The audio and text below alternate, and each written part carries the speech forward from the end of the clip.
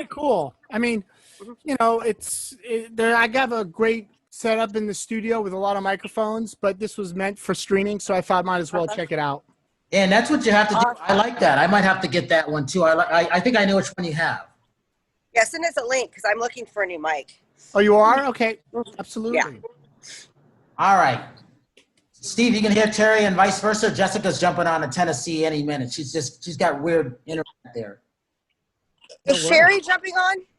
Now, she got relatives and she wanted to, but she got relatives. Okay. Okay, give me 5 seconds, all right? Take your time. Hi there, it's Brian Sebastian, Movie Reviews and More, Women on TV.tv, iTube 247 out of Franklin, Tennessee. What am I forgetting, Terry? I've been doing too many shows. I'll remember. But here's the thing. I've been excited, and I know Terry has too. And Steve, Sherry can't be here, but Jessica had the chime from Tennessee. We loved part 1 of the Steve Perkins. I call it the Steve Perkins show because it was fun. So we had to have because, you know, if Steve's okay, we have a new studio in Hollywood. If Steve's okay, I think he'll come into the studio, Terry. Yes, we need to bring you in the studio. We did our first show. Steve, we got a small little drum kit in there, but it's not what you have, but we're setting it up like that, and it's private. I like any size drum kit. It could be trash cans, it could be bongos, it could be the Neil Peart master kit. I like to actually challenge with different drum kits when I show up at a session, and if I don't bring my own. I guess the challenge is to make it musical and still try to bring out something, and it usually stimulates me in a new way that my other kits wouldn't, because it's a new sounding kit or new sizes or something tuned a little different than I would tune. So I'm down for it. You know, the things are starting to feel a little questions. Everyone knows how to keep things clean. And so sessions, I think, are going to start coming back. As far as live gigs and venues, that's a mystery still. But sessions, I think, are doable, like your place. Yeah, and I'm excited because we're back in a studio. You know, because it's not the same. These Zoom meetings, you know, they're great that we can do them, but it's just not the same of having guests in the studio and doing the interviews. And the red carpet, Brian knows I'm jonesing so bad to be able to do red carpet interviews again, but I think it's going to be a while for that. Yeah, so. The Zoom experience has really brought the technology right to our face, and everything's possible. But then we realize now how important it is to be in the same room and jive off each other, get eye contact in the moment. But I'm finding I'm doing more meetings and more interviews in this new world because I don't have to get in my car and drive in LA traffic to get anywhere. I can have interview after interview or meeting after meeting all in one, afternoon.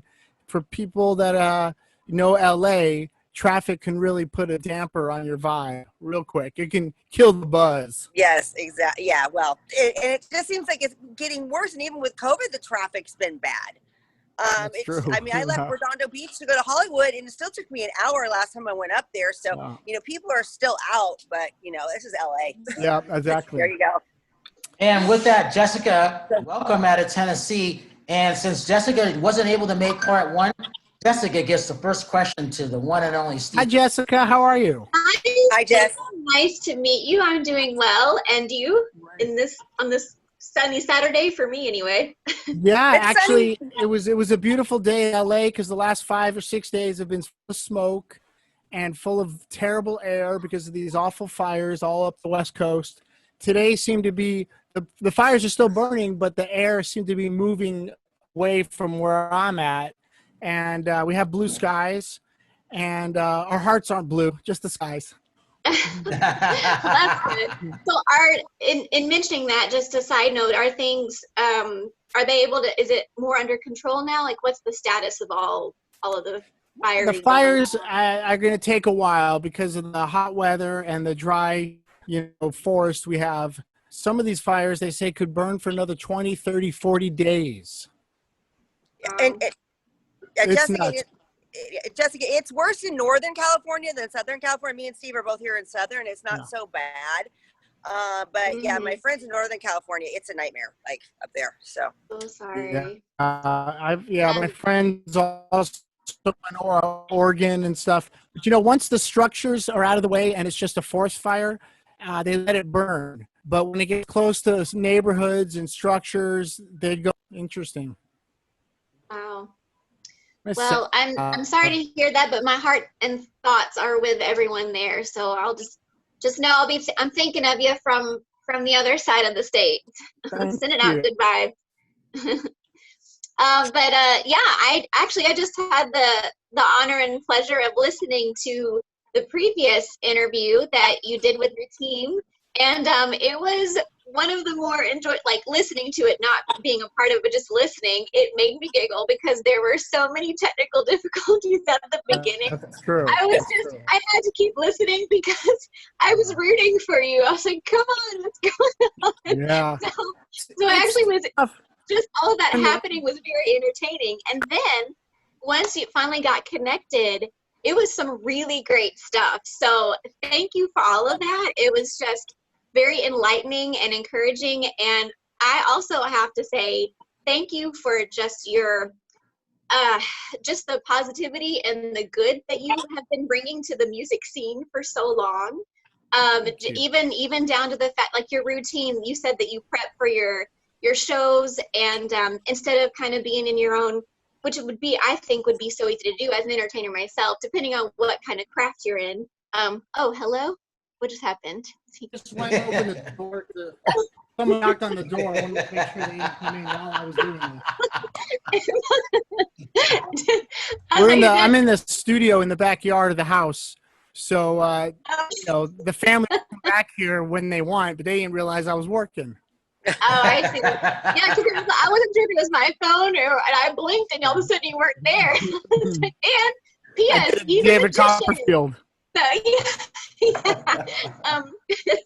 But I was just gonna say, depending on what kind of art you're in, it's very easy pre-show to stick your headphones in. Like from my end, it's all live entertainment. So, and that's what you have to do. Some people just prep differently, but you prefer to meet with friends and family, invite them into your world, like the excitement and the energy of pre-show stuff. And I love that. So thank you from someone, who I've made a lot of friends on my travels. And when I get to New York City or New Orleans or Memphis, Tennessee, I look through my phone and find those phone numbers and match up the area code. And I call people and say, hey, I'm in town. Let's go to Rendezvous and get some ribs and then come to the gig. And that is so cool. That's part of the whole experience for me. That's what's been so hard in the last 6 months, because I really am a social butterfly. I like to meet people and talk to people, and it helps me, get out of my head, because it's a lonely world when you're traveling. Even if with your band or your best friends, you're still, you have your family, and your family is at home. So I love kind of keeping the time, occupied by meeting people, and either, like I may have said in the first interview, if there's a cool bookshop or a great record store that's known in the town, I want to check it out and get a little flavor. And that's always nice too. But yeah, the backstage hang, there's a great review of Jane's Addiction in 1987. And they said, couldn't get in because I was behind Stephen Perkins' guest list. That was the review. Oh my God. It was your fault. It's all your fault. When I play LA, most of the guys in the band will put 2 or 3 people on the list. I was like, no, I got like 20 people, and they're all +1. So I got 40 people backstage with me. But that's why I like to play. It's like I get off practicing, but when I see people react, I just get turned on. I really do. And I learned that as a young age. I learned how to play a Van Halen song called Dance the Night Away. There's this cowbell intro, and I learned it perfectly, and I invited some friends over, and I saw them moving their bodies and getting a big smile, and I was like, okay, this is perfect. I got to learn more music to turn my friends on, Yeah, see what works. Well, speaking of at an early age, I also found out from the previous interview that your first drumming inspiration was Krupa and Goodman. It was Sing Sing Sing, the jazz, all the jazz scene stuff. Yeah.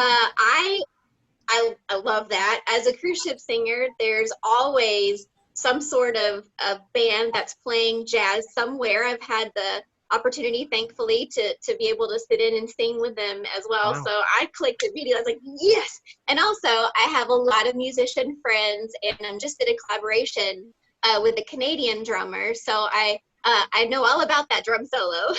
Yeah, I'm you very know, familiar with the that. thing about Gene Krupa is he was like the leader of the band. And it wasn't the drummer sitting in the back and just kind of keeping a pulse. He really kind of stirred it up every time he played. And there was such a huge African influence. And you can really hear the African sound of his drumming. It's tribal, if that's the right word, because back then it was just swinging. But it is very tribal, and it's also very dynamic, from hot to cold to loud to soft, the peaks and valleys. And, you know, he doesn't just drive the car straight, you know, he's always kind of turning, and he's got great ears. He's got great ears. He listened to everybody. He reacts off the saxophone and this and that. So I really, you know, from that point, I always thought, if I could be a musician as sensitive and as organic and as aware of Gene Krupa, did he brought this awareness that everybody in the band knew what the drummer was doing. He wasn't just shuffling in the back. And you never want to step on the song, but you do want to put your personality into it. And that's the personality. Yeah, that's what I love so much about jazz. You were saying before too, it's a story. You're listening to each other, and it's developing along the way. It could be the same song every night, and you know it's the same song, but have such a different vibe and feel and tone.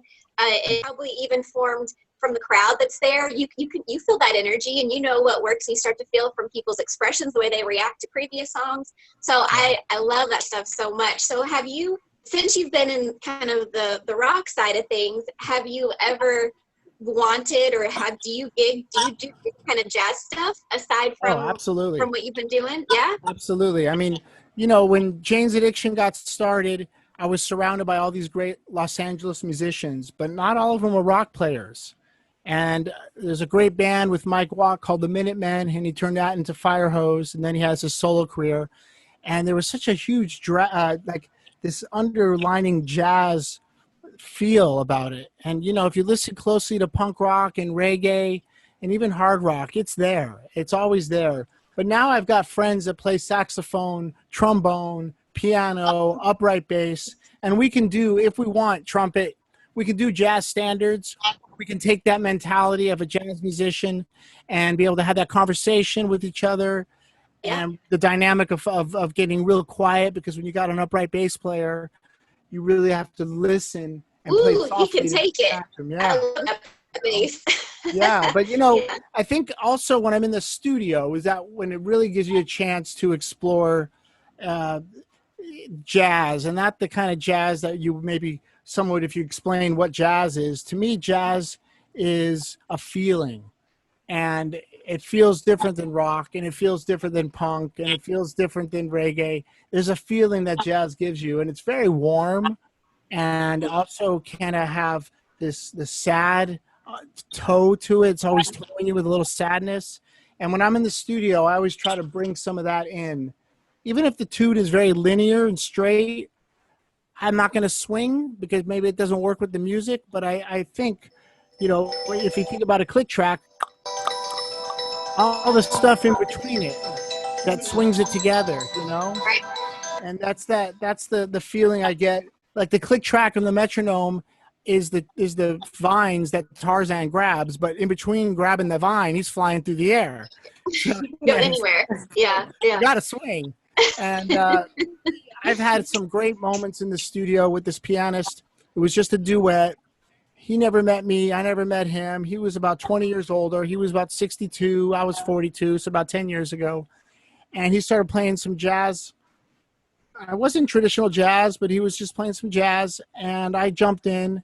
And there was this great, unique marriage we had. And afterwards of jamming 10, 15 minutes and recording it, he said, "Man, that was pure jazz." I just thought, that's so cool. Now, we don't know if this is true, but the word jazz supposedly came from the smell of jasmine, of girls dancing in New Orleans to music after hours, all the girls would get sweaty when they have Jasmine on, and the music smelled like jazz.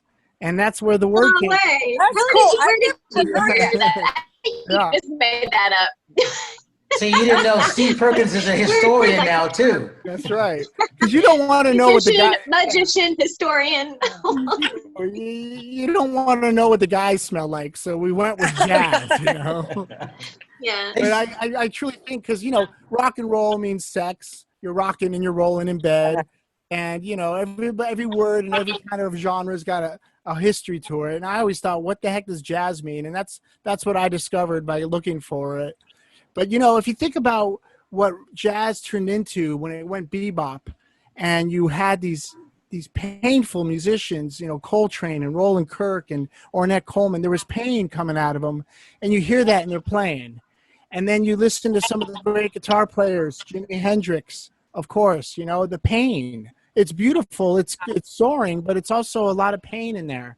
And that's what I'm hoping is going to happen after this mess, post-COVID, that all the pain is going to go right into the art and the film and the music and novels. And there'll be a huge renaissance of deep, deep music coming out of this painful moment, because rock and roll in the 50s, rock around the clock, splish splash in the bath, everybody was happy. They had a washing machine and a car.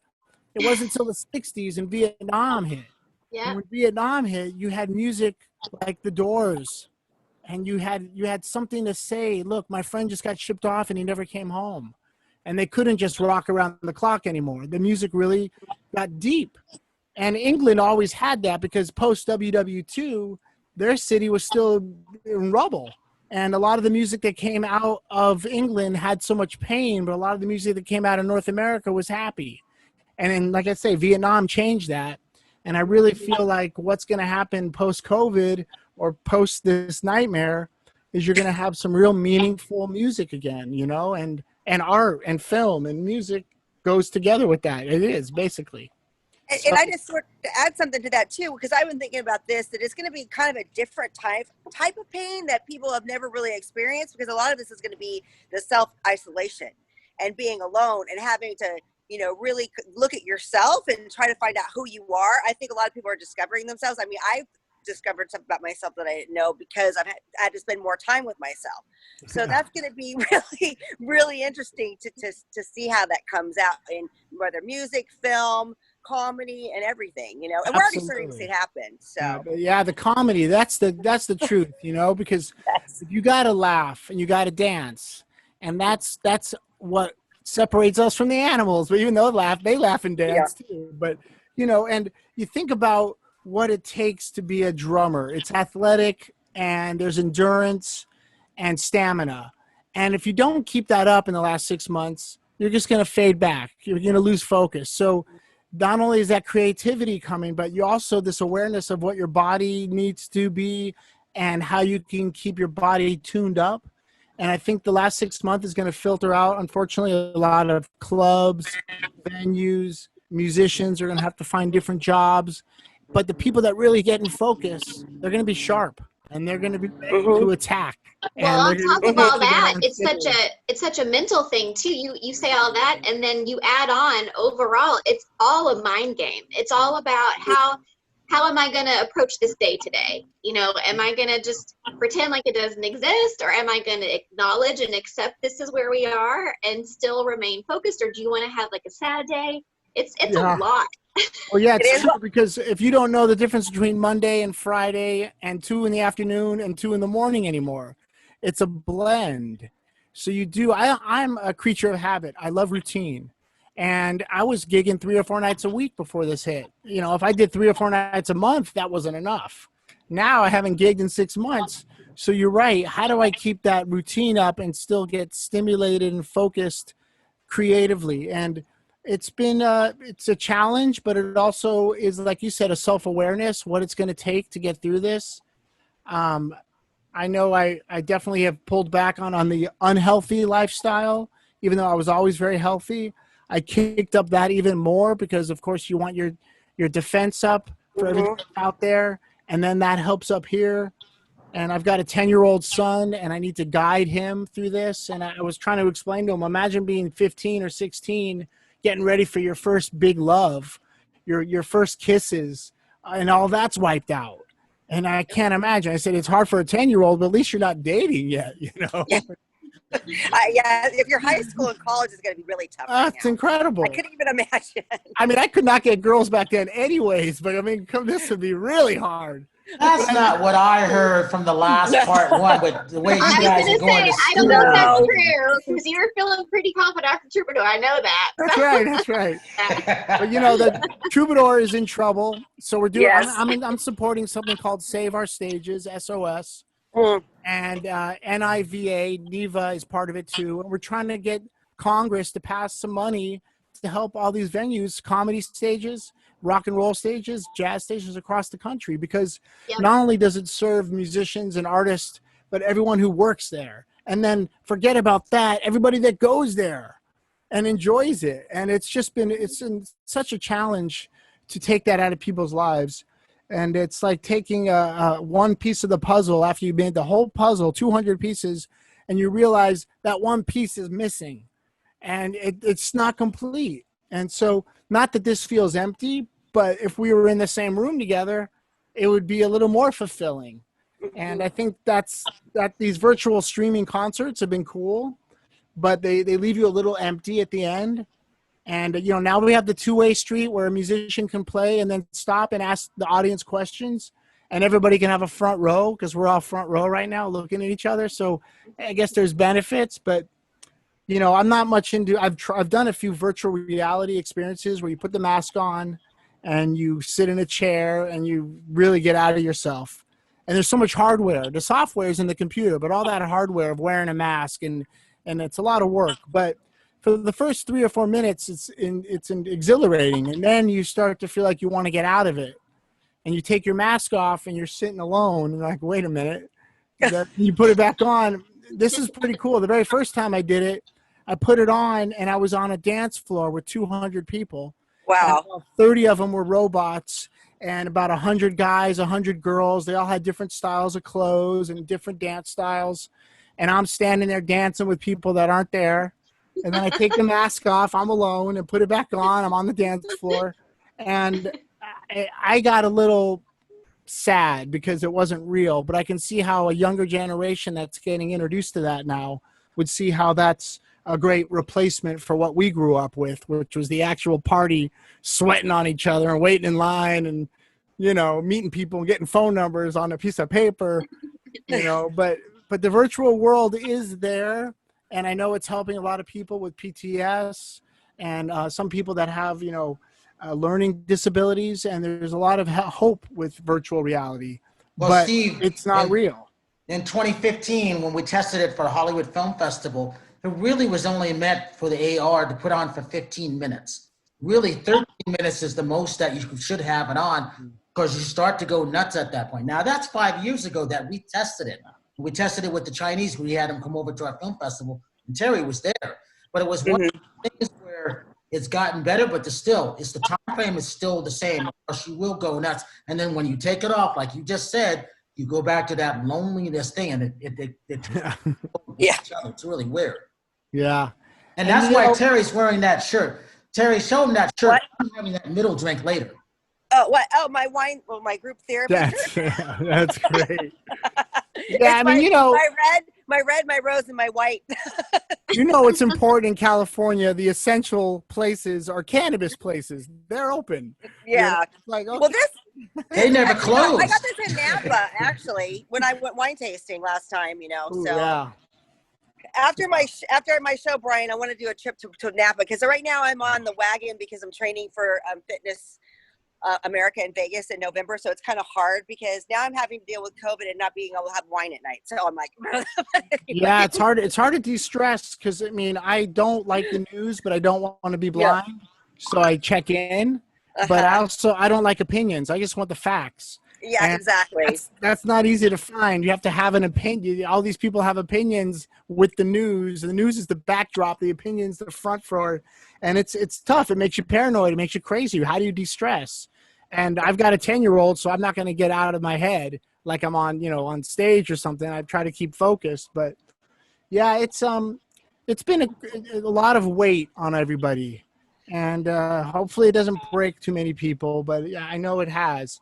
And that's, who knows what was going outside the door of Rembrandt's house or Salvador Dali or Picasso. I'm sure there was crazy shit going on, and they still did their art, and they did art that still lasts. So that's what I think of sometimes when I think maybe it's hopeless.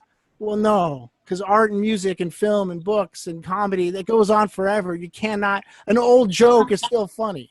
An old song still feels good, like sing, sing, sing. So you got to keep your mind on the game. If you're an artist, that's what you're here for.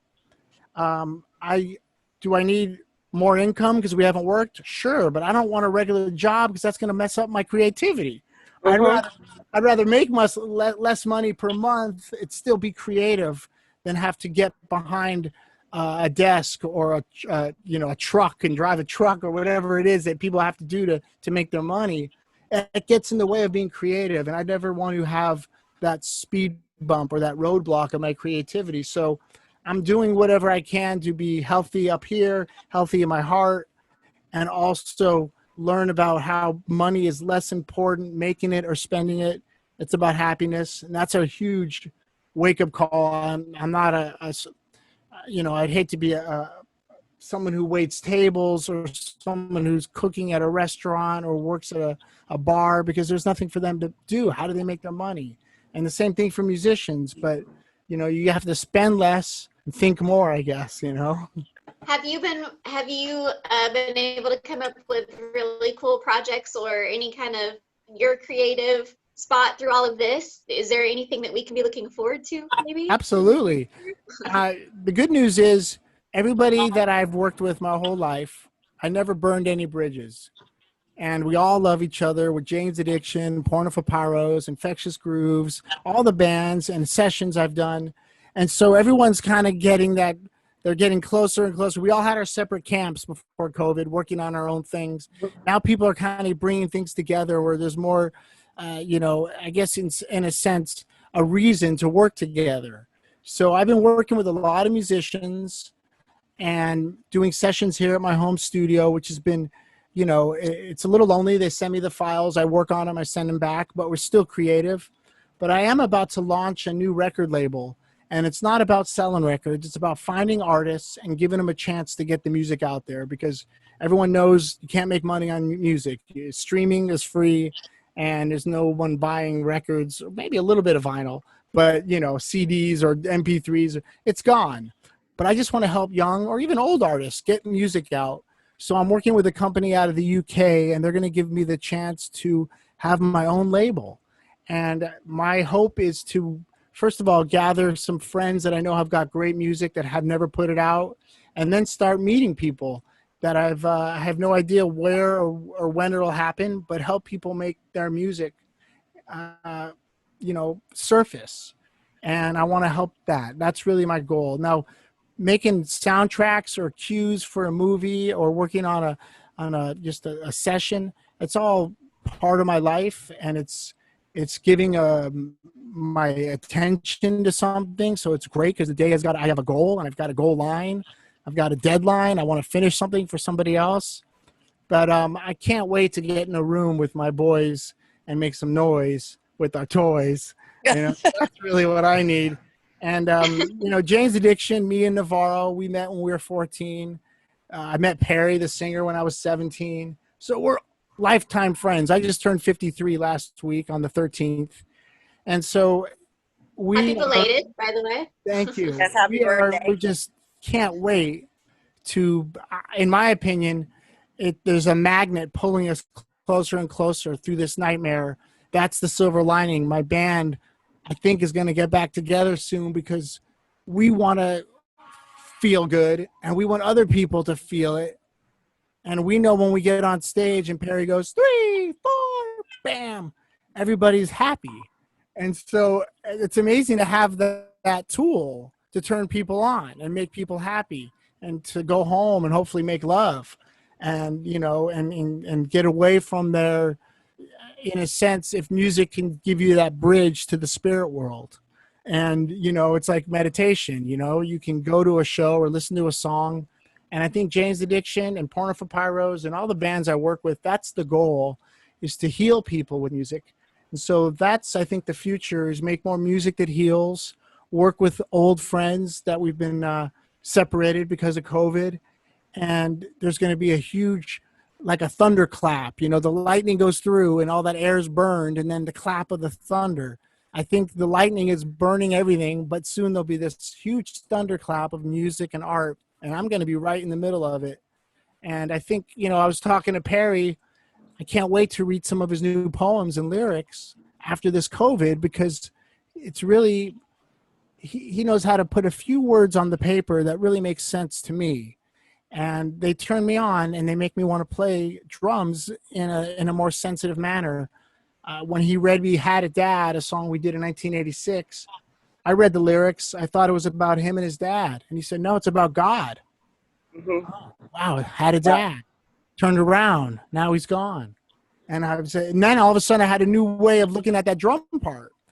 And those little moments in the poem will change me. So I can't wait for the new poems. You know, one of the highlights in Jane's Addiction's, I think, recording career is on Ritual. The second half, there's a song called Then She Did. It's about Perry losing his girlfriend and his mom, and he kind of put a story together. There's no verse, there's no chorus, it's a poem. And when I knew what he was singing about, I was so connected with every word.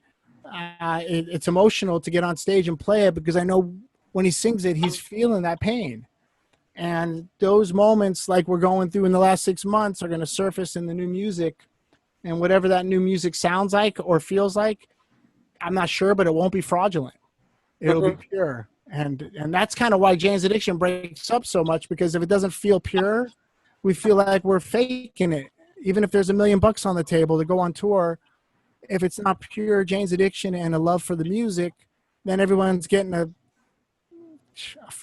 you know, do it by numbers show. Even if we played fantastic, even if we did do a great show, the reason to get out there is to make it pure and never sterile, but it's sterilized out of anything that gets in the way of the art. Get that out of the way, clean that out, and more of an immaculate, just virgin music. How do you become a virgin every time you get on stage? You get to live it. And even if the song was written in 86, if you look at someone out there who's feeling it, you cannot deny it. There is no time. 1886, 1986, 2086. It's a song that touches people. And that's what I think is the future, is write more music with great lyrics that heals people. Terry, you get the last question. We got a couple minutes. Go ahead. Terry, you get the last question. Go ahead. What did you do for your birthday? Anything? Well, you know, I'm 53 years old. I'm feeling 21. You know, but it was pretty cool. I had 4 friends come over. Jimmy DeAnda, the great drummer from the Bullet Boys. One of my best friends, Scott Donnell, who runs the drum workshop, DW Drums. One of my oldest friends, Brian Olea. I think it was 8th grade. I thought Foreigner was heavy, and they had an edge. He goes, here, let me give you an Iron Maiden record. Let me fix that for you. and that was cool. And then my great friend, Mike Grysiak, who's my drum tech, but a great drummer, a great friend. They came over, and we had a beer. We listened to Zeppelin, and we sat on the front lawn apart from each other. And then my wife came out with a cupcake for everybody, had to separate their own cupcake. And that was cool. And then I went inside and hung out with my 10-year-old, and he plays guitar, and we jammed a little bit. And then we watched a little of The Last Airbender, who my kid turned me on to that. And it's a spirit ride. And so that was a great day, you know. And then yesterday was my anniversary for me and my wife, 21 years married. Oh, congratulations. Thank you. Yay. And also Rosh Hashanah. I'm a Jewish boy, so we're celebrating Rosh Hashanah. So, you know, it's been a great week. And I think, you know, now this is a great way to finish the afternoon with you guys. Saturday has been wonderful, and we're going to make some tacos here and, you know, live the moment, really live in the moment. Because if you think, I was having this conversation with my kid, what is time? yesterday's gone. Tomorrow's not around. It's now. It's only now. And if you kiss a girl for 10 seconds, it goes by quick. But if you put a hot match on your finger for 10 seconds, it goes by very slowly. And he was scratching his head. I'm like, that's relativity. It's relative what you're feeling, what you're doing. And that's what time is. You have to keep yourself happy and busy so time flies and it doesn't drag. And that's my goal is to take those happy moments and let them seep in slowly and let the sad moments go by like a cloud, because that's usually the opposite. The happy stuff goes by like a cloud and the dark stuff seeps in and it stays. So I'm trying to reverse that negative, positive look of life. And, you know, there's never the light without the dark and vice versa. You got to have both. Can't be happy all the time, but you can always think about time as that relative thing that is, if it's what you're doing with your time, that's important, and not thinking about your mistakes from yesterday. Yeah, learn from them. Don't dwell. Don't think about tomorrow's problems. They're not here yet. So what's the point? I hate, we all worry. Everyone worries. You have to worry about the bills, your friend or your sister or your brother. Something's going on, but worrying doesn't fix it. There's no remedy in worries unless you get some kind of goal and you figure out how to fix this problem. But so, yeah, I'm going to enjoy the Saturday. And, when you're in a rock band, every night is Saturday night, even if it's a Tuesday. And I got to know that at 17, 18. Wow, we've got 6 gigs this week. Every night's a Saturday. That's what I feel. It's the night to go out and party and wake up on the next day, and it's a Saturday. Do it again. So I'm happy today is Saturday. and I try Saturday. To make every day feel yeah. All right. Well, so please tell your family hello from us, because I was hoping, because of the last interview, that I was going to get to meet them today, because I know there was some mention of seeing them, so I was super excited. Yeah. So since we didn't get to see them, at least send them our regards and say hello from all over wherever we are. Absolutely. So Jessica, really give him doing part 2, man. Thank you for part 2. There's two halves of every story at least, I hope. Oh, yeah. Hey, Jessica, give your social media links, followed by Terri. Alrighty, Jessica Heim on Facebook, Jessica Heim 7 on Instagram, and Notes number 4 Life on YouTube. Terri. TerriMarieOfficial.com for my hosting and fitness stuff. And then I'm on Terri Marie Non-stop on Facebook, Instagram, and now I'm on TikTok doing comedy. So there you go. Oh, right before they make it illegal to download the damn thing. You know what? That's going to be a part 2. You know what? The Oracle, or I think that right now I don't think it's going away. But we'll see. We'll see. Yeah. But at least I found my comedy spirit back. So anyway. Oh, that's cool. Because Steve, you know what? If you got to laugh. Social media links real quick. Yeah, at Stephen Perkins for Twitter and Facebook, and Stephen Perkins Drummer for Instagram. And, of course, there's Jane's Addiction and Infectious Grooves and Porn for Pyros. They've all got their socials, which I'm involved with. And the new label's coming, hopefully by the January 1st. I don't want to get in the way of these beautiful next 6 weeks of the election countdown. Oh, God. So I'm going to wait and let the music get that out, get the noise out of the way so I can help with musicians. So probably for Steve and Jessica and Terri, this is Brian Sebastian. We will see you next week.